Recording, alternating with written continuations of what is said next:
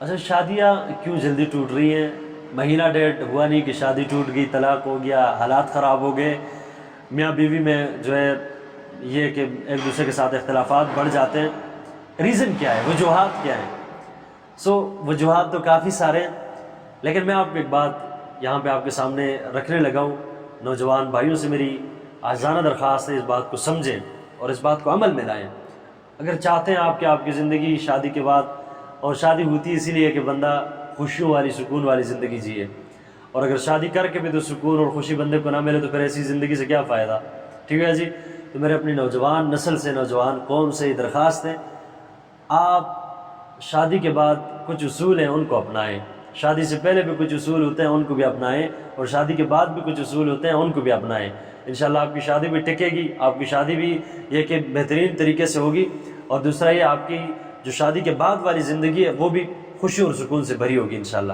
سب سے پہلے آپ کوشش یہ کریں، والدین کی خدمت میں بھی درخواست ہے کہ دیکھیں آپ، ہمارے ہاں یہ ایک مروجہ طریقہ ہے کہ لڑکے اور لڑکی کی منگنی کرا دی ہم نے، سال، ڈیڑھ سال، 2 سال، 3 سال، 4 سال، اور ایسے بھی ہوتا ہے، اللہ معاف کرے، جاہلیت اور غافلیت کی انتہا اور حد درجے تک یہ بڑھ جاتی ہے۔ 5-6 سال تک لڑکا اور لڑکی جو ہے منگنی کے بعد جو ہے ان کی شادی نہیں کرائی جاتی۔ بعض اوقات جو ہے نکاح بھی ان میں جو ہے ان کا نہیں کرایا جاتا، اور 5 اور 6 سال دونوں کو ویٹ کرنا، انتظار کرنا پڑتا ہے۔ تو آج کل تو دور ایسا ہے، ظاہر ہے آپ نے منگنی کرا دی ہے لڑکے اور لڑکی کی، آپ کا بیٹا، آپ کی بیٹی ہے، ان کی آپ نے منگنی کرا دی ہے۔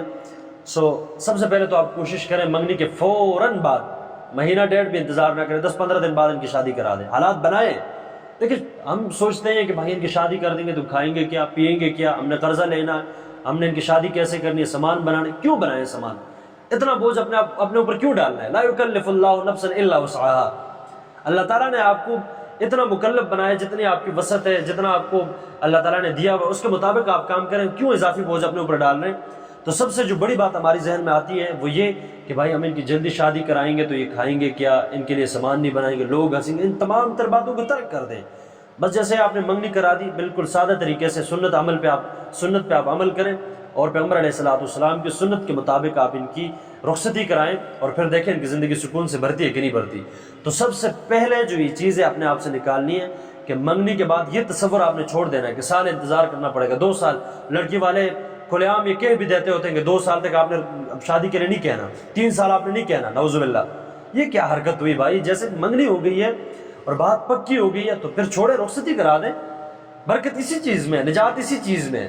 اگر تو آپ سال 2 سال خود اپنے منہ سے کہہ رہے ہیں تو اس میں آفتیں تو پھر آئیں گی، مصیبتیں تو پھر آئیں گی، شادی تو پھر لازم ہے ٹوٹے گی۔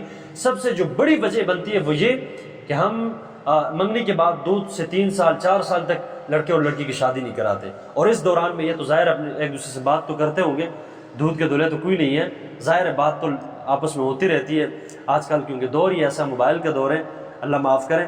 جتنی ان کے درمیان باتیں زیادہ ہوتی جائیں گی، ایک دوسرے کی، میں آپ کو یوں کہوں گا کہ کمیاں، ایک دوسرے کی جو ویک پوائنٹ جو ہوں گے ان کو پتہ چل جاتا ہے، نوجوانوں کو سمجھ نہیں آتی، وہ بتا دیتے ہیں ایک دوسرے کو، لڑکا لڑکی ایک دوسرے کو جو بھی کچھ ذہن میں ہوتا ہے تب اپنے آپے سے باہر ہو جاتے ہیں، یہ بتا دیتے ہیں۔ لیکن شادی کے بعد ان چیزوں کا جو اثر پڑتا ہے زندگی پہ، اس چیز کا اللہ ہی مالک اور اللہ ہی حامی و ناصر ہے، اور اللہ کو ہی پتہ ہے کہ کیا حالات جو ہے شادی کے بعد بنتے ہیں۔ اکثر شادیاں اسی وجہ سے ٹوٹتی ہیں۔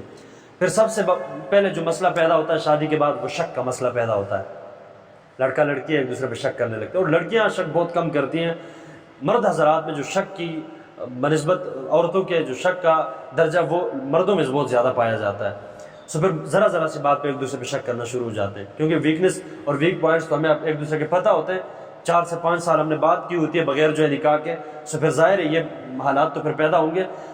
دوسرا جو کام آپ نے کرنا ہے، اس چیز سے اپنے آپ کو بچا کے رکھنا ہے، بات بالکل ایک دوسرے سے نہ کریں۔ بھائی ٹھیک ہے نکاح ہو گیا، بات آپ کو کرنا جائز ہے، لیکن عرف کے مطابق یہ چیز مشروع نہیں ہے، اس چیز سے آپ بچیں۔ اگر چاہتے ہیں کہ خوشحال زندگی ہو آپ کی شادی کے بعد، اس چیز سے بھی آپ نے بچنا ہے۔ تیسری جو بات ہے، میں پہلے بھی آپ کے سامنے عرض کر چکا ہوں کہ شادی میں ناچ گانے سے آپ نے بالکل گریز کرنا ہے، بالکل اس چیز سے پرہیز کرنی ہے۔ اللہ تعالیٰ کے عذاب کو دعوت خود نہیں دینی۔ اگر تو ہم شادی میں ناچ گانا اور یہ ڈھول باجے ان چیزوں سے کام لیتے ہیں تو یہ ہم اللہ تعالیٰ کے عذاب کو صراحتاً دعوت دے رہے ہوتے ہیں کہ اللہ تعالیٰ کا عذاب ہم پہ مسلط ہو۔ جس چیز پہ اللہ تعالیٰ ناراض ہو رہا ہے، جس چیز پہ اللہ تعالیٰ کو یہ کہ اس کی ناراضگی ہوتی ہے اور اس کی معصیت کا مرتکب بنتے ہیں، سو اسی چیز کو اگر ہم اپنائیں گے تو ظاہر ہے پھر عذاب تو آئیں گے. سو یہ 3 چیز آپ اپنا لیں. ایک، منگنی کے بعد فوراً سے آپ نے رخصتی کر دینی ہے، زیادہ انتظار نہ کروائیں. یہ سوچ نہ کریں کہ لوگ کیا کہیں گے، اس کے لیے ہم نے سامان نہیں بنایا، یہ نہیں کیا، وہ نہیں کیا. ان چیزوں کو ترک کر دیں، چھوڑ دیں ان چیزوں کو. بس سادہ سا کام کریں، سنت پہ عمل کریں. اللہ تعالیٰ زندگی میں ان کی بھی برکت فرمائے گا اور آپ کی زندگی میں بھی اللہ تعالیٰ برکتیں فرمائیں گے. ٹھیک ہے جی. دوسرا جو کام کرنا ہے، منگنے کے بعد نکاح ہو بھی جائے، بات کرنے سے آپ نے گریز کرنی ہے، آپ نے آپ کو قابو کرنا ہے. یہ چیز آپ نے لازمی کرنی ہے، ورنہ شکوک و شبہات پھر لازمی پیدا ہوں گے. ویکنیس آپ کو ایک دوسرے کے پتہ چل جائیں گے، باتیں ہوں گی. اور اکثر شادیاں رخصتی سے پہلے بھی ٹوٹ جاتی ہیں. کیوں ٹوٹتی ہیں؟ یہی وجہ ہوتا ہے، یہی ریزن ہے. ریزن یہی ہے کہ ایک دوسرے سے بات کرتے ہیں، ایک دوسرے میں وہ ایک ماحول بن جاتا ہے، ایک دوسرے سے ناراضگیاں ہوتی ہیں، ایک دوسرے کی ویکنیس کا پتہ چل جاتا ہے. لڑکا کہتا ہے لڑکی بڑی بدتمیز ہے، بد اخلاق ہے، یہ ہے وہ ہے.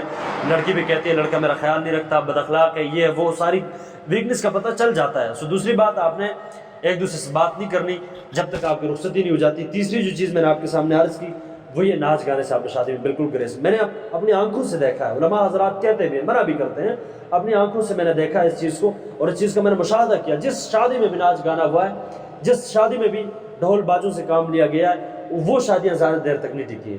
ان میں خرافات پیدا ہوئے ہیں، لڑائیاں ہوئی ہیں، ان میں جو ہے بد اخلاقی بدرزمی سے کام لیا گیا ہے، اور شادیوں کے بیچ پھر قتل بھی ہوا ہے. یہاں تک ہم نے دیکھا ہے. سو ان تینوں چیزوں سے آپ گریز کریں، آپ کی زندگی خوشحال ہوگی، آپ کی زندگی راحت سے بھری زندگی ہوگی انشاءاللہ.